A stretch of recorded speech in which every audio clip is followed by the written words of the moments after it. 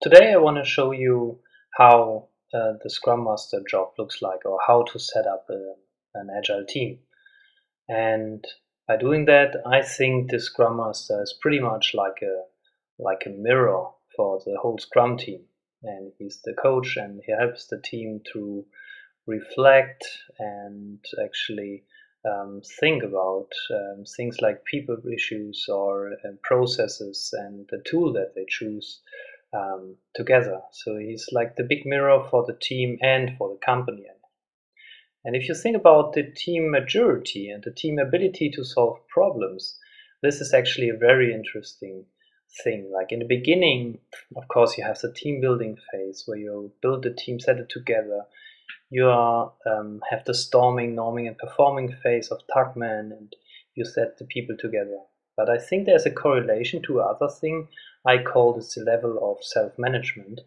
Um, you probably maybe know that from things like Management 3.0, where you have something, it's called delegation poker, where you sit together and play cards between the management and an agile team, and you solve like how you want to deal, how you want to self-manage or manage um, different issues together. So in the beginning, in an early team, or not an agile at all team, you have a command and control structure where the management tells the team what to do and how to do it actually.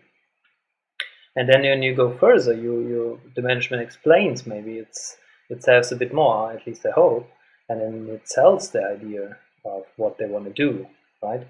And the better thing then you aim for an agile team, so like the management is asking the team what is, so the management consults the team, or what then really comes to action agile in Agile is that you all agree. You sit in one boat and you have consent about something. You agree on that. It's like the basic principle of an agile environment, of an agile culture.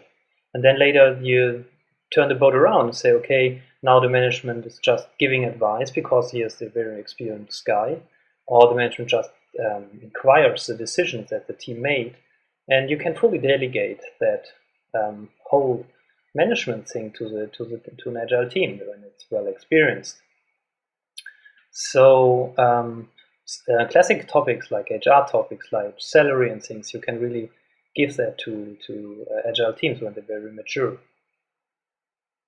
From that point, I think there's a correlation between the maturity, the skills, the capabilities of a team and the self-management approach. And in this inner circle here, you have just the team, the beginning.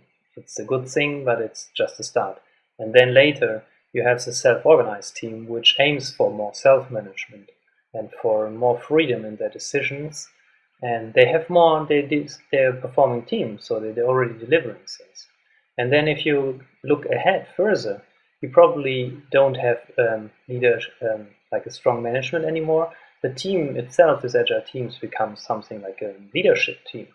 So they are leader. This agile team is a leader on its own, and because they're delivering something, they have even more capacity to help others, to influence others, to better the whole company, to run agile communities of practice, or even not company-wide. You can even think about that they go to conferences and help the worldwide agile or technology community to improve and to get better. I think that's actually something that companies like Google or so are aiming for. So as I said, like community of practice, if you have a very mature team, things like that just appear naturally. Okay, so in this way, think about it as, is there a correlation between the team maturity and the self-management level? And if you aim for that and stay on that road, and you have the chance, if you stay on the right level of team maturity and self-management, to come to a point where you have a self-organized, high-performing team. And of course, while doing that, you can get off the road, and the Scrum Master role is to make that transparent and to show that. Like if you are forced back by management, for example, and the team is very mature, and they have no freedom anymore to self-manage themselves, I think it can lead to frustrations. So be aware, if you aim for an agile team and you want to become like a world-class agile team, that you have this management approach as well in your set.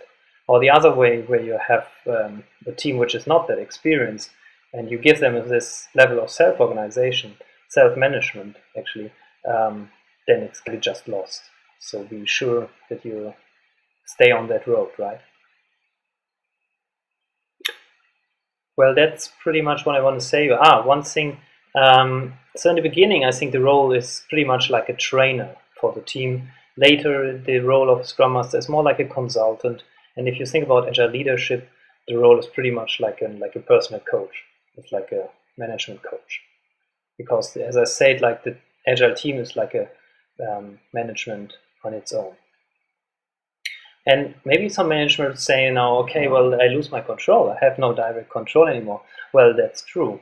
So, but it's actually what you should aim for, because if you have no one bottleneck in this decision making, you have a team who is able to do it on its own.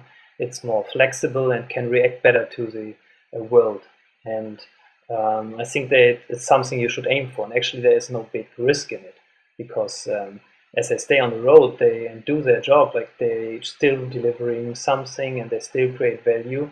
So there is no risk. It's just you have more time as a manager to do something else.